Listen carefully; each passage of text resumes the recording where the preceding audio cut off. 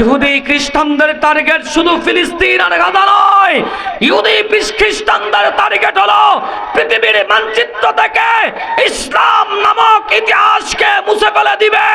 ইতিহাস সাক্ষী দেয়, যেখান থেকে ইসলাম মুছার আন্দোলন শুরু হয়েছে ওখান থেকে রব ইসলামের সূচনা ঘটিয়েছেন। জোরে কণ্ঠে কে নাম? আমার রাসূলকে মক্কার ভূমি থেকে কাফেররা মদিনায় হিজরত করতে বাধ্য করেছে।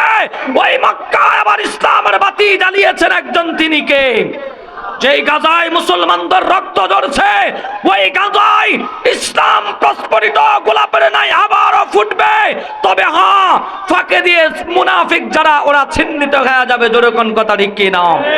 সুতরাং আমরা স্পষ্ট ভাষায় বলতে চাই, গাজার প্রতিবাদে, ইসলামের প্রতিবাদে, গাজার পক্ষে আর ফিলিস্তিনের পক্ষে যারা এখনো স্লোগান দেয় না, যারা এখনো ওদের ঘুম ভাঙ্গে নাই, ওরা অন্তত মুসলমান পরিচয় দিতে পারে, ইসলামের সুসন্তান হতে পারে না। জোরে কোন কথা ঠিক কি না?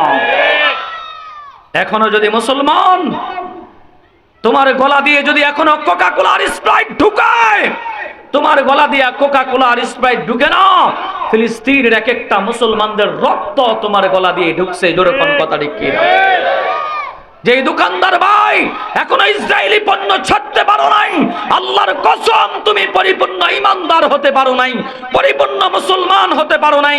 সুতরাং ও দোকানদার ভাইরা, আপনাদেরকেও বলছি, যাদের দোকানে ইসরায়েলি পণ্য আছে, প্রাণ কোকা কোলা, আরএফএল-এর পণ্য, লাক্স সাবান, ডাব সাবান, সানসিল্ক শ্যাম্পু সহ প্রাণ কোম্পানির যে সমস্ত পণ্যগুলো আছে, এক সপ্তাহ 10 দিনের মধ্যে এগুলা বেচা বিক্রি করে শেষ করেন। আর যেন আপনার দোকানে ইসরায়েলি কোন পণ্যের আসর অর্ডার দেওয়ার জন্য যেন দুঃসাহস না করে। জোরে কোন কথা ঠিক কি না? আল্লাহ সমস্ত মুসলমানদেরকে ইসলামের ভালোবাসায় মুসলমানদের জন্য হৃদয় উপড়ে দিয়ে, কলিজা সমস্ত ভালোবাসা উপড়ে দিয়ে আল্লাহ এই দায়িত্বটুকু পালন করার তৌফিক দান করেন। জোরে কোন আমিন।